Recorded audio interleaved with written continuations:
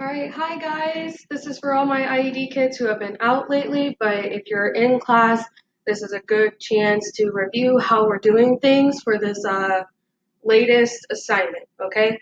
So this is the Canvas page. I'm just going to show you guys where we can find everything.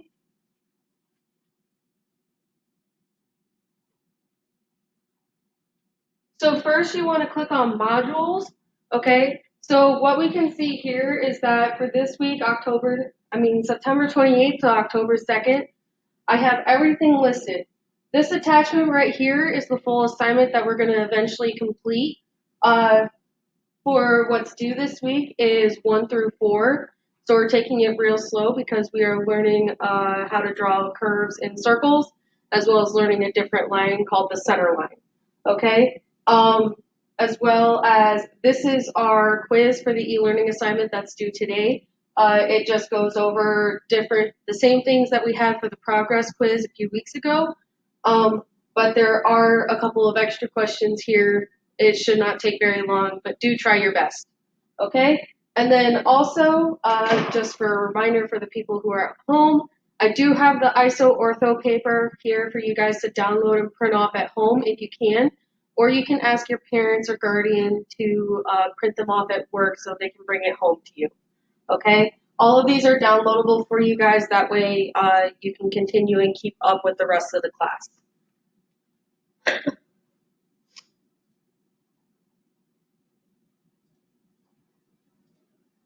So that being said, we're going to start right off with number 1. A couple of you may have already started this, but for right now, we're going to look at the ISO for number 1. Okay? And if you're looking at the worksheet, there are a couple different types of tick marks for measurements around the parts for this whole thing.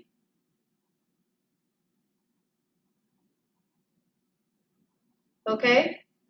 So right here, we can see that there are 2 different sizes between the different tick marks. Okay? I apologize if you can't really see it on the video, but if you're looking at your paper, okay, you have these spaces here that are really spaced out, okay? These are 2 each, okay? So they count for 2 triangles or 2 blocks when you're looking at either side of the paper, okay? So if we count the spaces here, we got 1, 2, 3, 4, 5, 6, 7 spaces, okay? And that means we're going to have a total of 14 for the whole length of the part, all right? Also, back here, these are singles, so they only count as 1 each. So if you're looking here, you're going to count the spaces. There's 3, so that means this whole rectangle here is only 3 wide, okay? So that's kind of how we're going to be looking at how these parts are going to be drawn on our paper, okay? So starting right away, we're going to look at the back left corner right here, okay? Because right here on the front right side of the part, that's empty space. We're not going to be drawing it, okay? But we need to start somewhere with actual substance, so we're going to start in the bottom left, okay? Also, for these parts, make sure you're only drawing 1 part per paper, okay? These parts are very large. You're not going to be able to fit everything in, so I don't want you to squeeze everything in onto 1 sheet, okay? So each part, okay, so part 1 gets its own piece of paper with the ISO on the back and the orthos on the other side, okay? So, but going back to this, we're going to start here, right about here, okay? We continue over to this line right here, okay? That is going to be a total of 8 spaces. 1, 2, 3, 4, 5, 6, 7, 8, okay? That's going to be a total of 8 here. All right. Hold on. I have to adjust because I don't have enough space on my isometric paper. Okay. So instead, I'm going to start up over here. I'm going to come forward 8, 3, 6, 8, right here. Okay. And I'm going to write the number there for you guys to reference. It is a little small on the video, but I do apologize. I'm working with the best that I have. Okay. From there, we're going to go up the part. Okay, there are 3 double spaces, meaning that this part is 6 tall. So I'm going to go up 6, 3, 6. Okay. We already discussed that this is going to be 3 wide, so I'm going to come to the right 3 to create that L.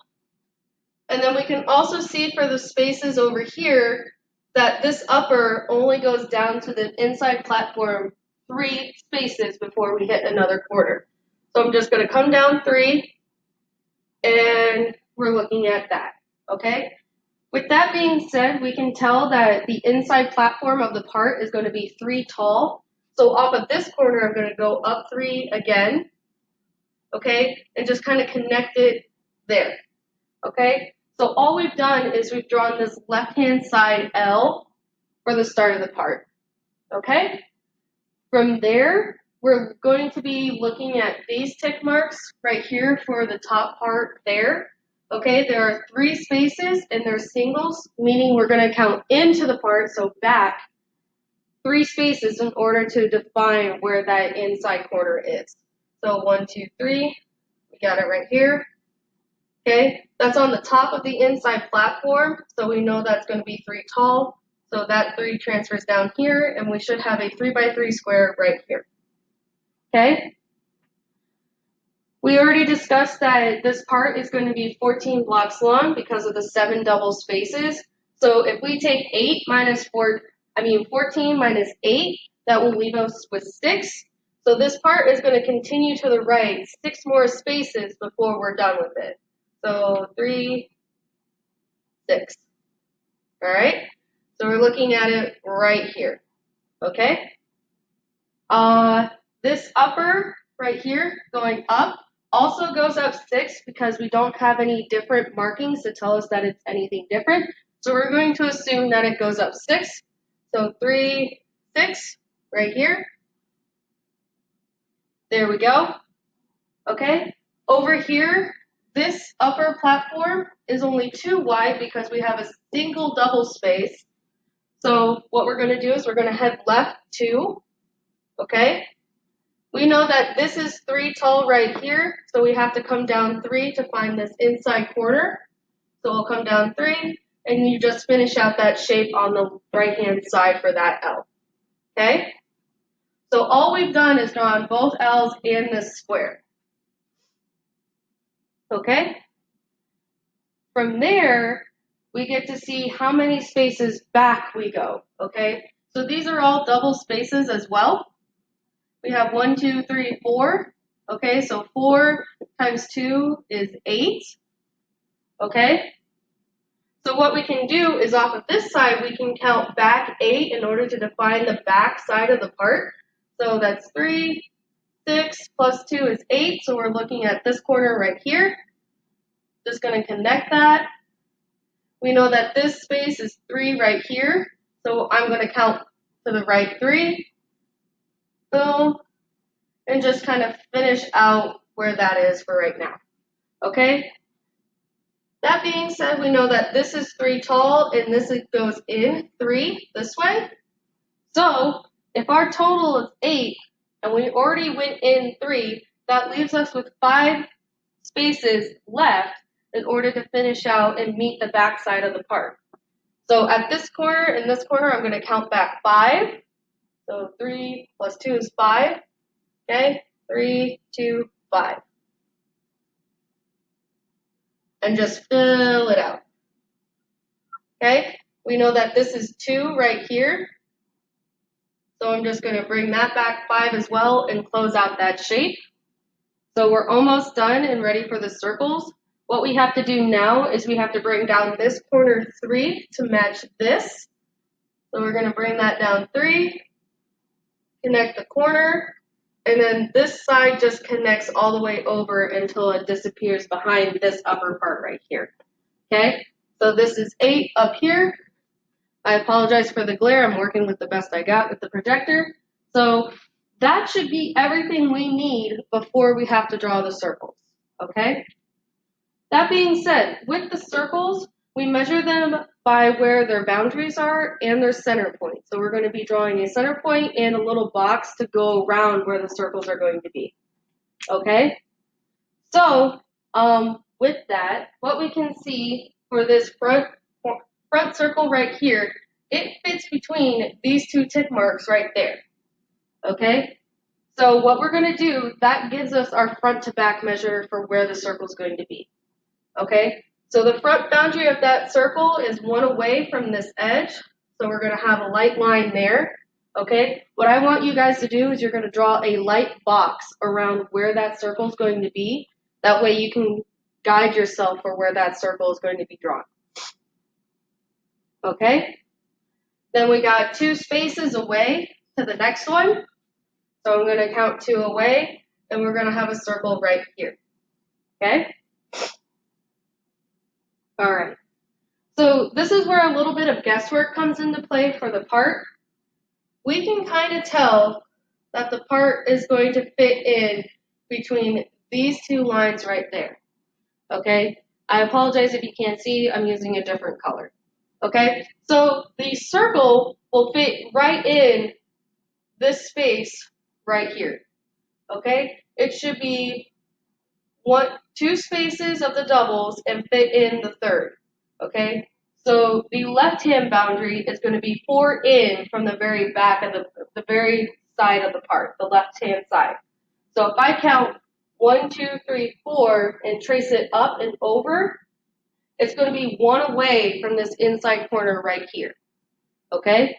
And we know that the diameter of the circle is 2, so all I have to do is count 2 away, and that's going to be my right-hand boundary, okay? So that's where our circle is going to be for the front circle, okay? With that, you have to take into account how the part is, okay? So on this part, we're going to see the circle in its true shape via the top view, okay? If you remember the top view, okay, so we got our top, bottom, left, right, front, and back, okay? Remember that from the very beginning of all this? If we're looking at it from the top view, we're only going to see the left, right, and the front, back measurements of the part, okay? So that means our center point is going to fall on these lines. So again, apologies if it's a little small. You're going to end up with a small crosshair to mark the center of your circle, falling on the left, right, and the front, back, right in the middle of that square. Each of those should be parallel to the different sides of the square, okay? From there, I want you to do your best to draw a circle inside that box, just like so, okay? And then after you do that, you erase the box around that circle, okay? Another note, make sure your crosshair, your center point, does not touch the edges of the circle, okay? That can be misconstrued as different object lines, and you want to make sure you're just marking the center of the circle, okay? So, looking at that next circle on the back side of the part, okay, we can find its front back measures from the tick marks that we have. So the very back of the circle is 1 away from the back side of the part, and then the diameter is 2 again, so we're going to have another line 2 away from that circle, from that line, okay? So they're going to be right in here. All right?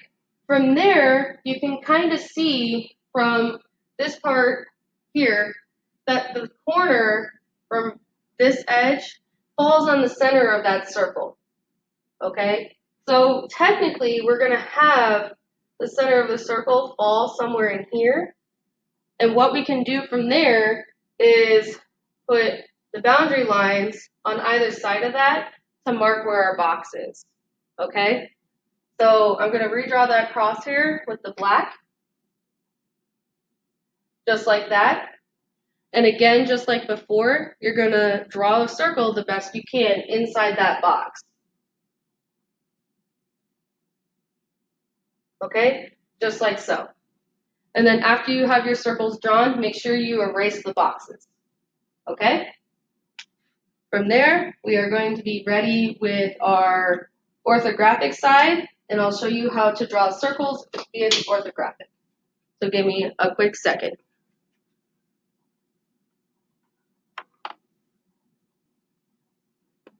Okay, so I'm back. I have the orthographic paper pulled up on the whiteboard, and we're going to start with our front view, which is going to give us this L right here and this L there, okay?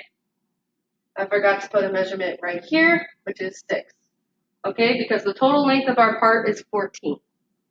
So make sure you give yourself plenty of space. A good rule of thumb is start the front view down in the bottom left of your paper. Okay, so kind of in this region of your paper. Okay, this is the bottom left. Right there. Okay, your front view should be there, and then you'll place the top and the side views accordingly aligned with our part. Okay, so starting here, we know that we are going to be 14 long. So that's going to be 2, 4, 6, 8, 10, 12, 14 right here. Okay? We know that we're going to be 6 tall, so 3, 6 right here. And just connect that line. I'll give you the measure. Okay? We know that the bottom part of this L is going to be 8, so I'm going to count to the right 8. So 2, 4, 6, 8 right here. We know that this upper platform is 3 wide, so off of the top portion here, I'm going to count in 3. And then we know that we have to go down 3 in order to add up to our total height of 6. So going down 3 right here will give us that. We know that this edge is 3 tall, so counting up 3 from the right-hand side in the middle. All right, we'll tie everything together for that L. Okay, so here to here is 8. We have 3, and then we go down 3, which leaves us with 6 total. Okay? That being said, moving on to this L, we continue over all the way to 6, so just double checking. I go 1, 2, 3, 4, 5, 6. All right? That dot was placed correctly. We know we have to go up 6 over here to meet the top of the part, so 3, 6, like so. All right, so we got 6 here, and then another 6 here. Okay? We know that this is 2 wide, so I'm going to count in 2, just like that. And then I know I have to come down 3 to meet this level here and here to make everything match up. Okay? That's all of our object lines for right now. From there, I'm going to draw the centers for all of our circle stuff. Okay? As we discussed, for this circle, it is only 1 away from this edge, and it's going to be 2 away from that edge. Okay? So we're going to have something right here and right here. Okay? That marks the outside boundaries of our circle, but what we have to do is we have to locate the center of the circle. Okay? If we know that the diameter of the circle is 2, that means our radius is 1. Okay? So in order to go to the center, I count 1 in from either side of these 2 arrows, and we're going to have a line that looks like this. Okay? It's going to be a long dash with a short dash in the middle, followed by another long one. Okay? That marks the center of that circle. That is called a center line, and what it does is it tells us that we have a rounded shape or something with symmetry at that point. Okay? From there, all you have to do is draw a pair of hidden lines 1 away on either side to mark where that boundary is. Okay? Just like this. All right? So we should be looking at that for our center line. Okay? Now, there is a bit of a nuance with the center lines. Okay? if we remember, object lines are always going to be the forefront. They're always going to be there. We do not try to cut through them or change them in any shape or form. Okay? But if you remember, our center of this circle falls along this edge, which corresponds with this corner right here and here on our front view. Okay, so the way we know a center line that is hidden is we're just going to have these small dashes outside but not touching the object lines to show that there is a center point at that left and right location. Okay? And then again, we have another 2 wide circle, so our diameter is 2, which means our radius is 1. So 1 on either side, we are going to have a hidden line, just like that. Okay? So that's it for our front view. Okay? If we move on to our side view, it's going to line directly up. So if you're still struggling with that, draw arrows to guide you over to make sure that you're going to fall within the exact height of the part. Okay? So here, we're going to start here. We know that the part is 6 tall, so we'll have a dot over there. We have this 3 by 3 square right here. So just going to draw that. Okay? I'm going to fill it in real quick so you can see it. All right. There we go. We know that this rectangle over here is 5 wide, so continuing over another 5 is going to give us our total depth measure of 8. Okay? And then we continue up 6 to meet the top of the part. So 3, 6. Okay? We also have to continue up 3 over here to mark where the 5 by 6 rectangle is right here. Continue that over, and continue that over. Okay? That is all of our object lines so far. This whole inner plane continues straight through the part. So at 3 high, we'll have another hidden line right there to mark that this plane goes from the very front to the very back of the part. Okay? From there, we're going to locate where our circles are front to back. So if you remember from here, from your ISO, this is 1 away, and we have a diameter of 2. So 1 away from the very front, we're going to have something right here. And then 2 away will fall right on this object line. That is okay. All right? So that's going to be where a hidden line falls. It always goes behind the object line, so we're not going to see it directly. That being said, we know our radius is going to be 1, so our center line is going to fall right here. Okay? 2 away from the very front of the part. Okay? And then all you have to do is draw the single hidden line right here because the other falls behind that object line. All right? Okay, moving on to our second circle. Right here, it is only 1 away from the back. Okay? So I'm going to start there, and our diameter is 2, meaning that our center line is going to be right in between here. So drawing that again, like so. Okay? Also to note, these circles are only 3 tall, going through the part this way vertically, so our center line should not break all of the object lines here. Okay? They should only break the immediate ones of where that circle is or where the hole is corresponding on the isometric view. Okay? From there, you're going to have your hidden lines right through here, and boom, you're done with the side view. Okay? And for that measure over here, it's 2 inside for the center line there. Okay? So now we're going to be moving on to the top view. All right? So starting here, just drawing our guide arrows up so we know where everything is. Okay, we know that we go back 8, so that's going to be 2, 4, 6, 8 right here. This platform is 3, so I'm going to make it 3 wide. Starting with this rectangle. Okay, From there, I know that this whole thing to this corner right here is going to be 8. So I'm going to continue over to the right another 5 to mark where that corner is going to be. Okay? From here, it goes in 3. We can see that right here for this object line here. So I'm going to go in 3 to there. And then I continue over another 6 to find the very right-hand side of the part. Okay, just like that.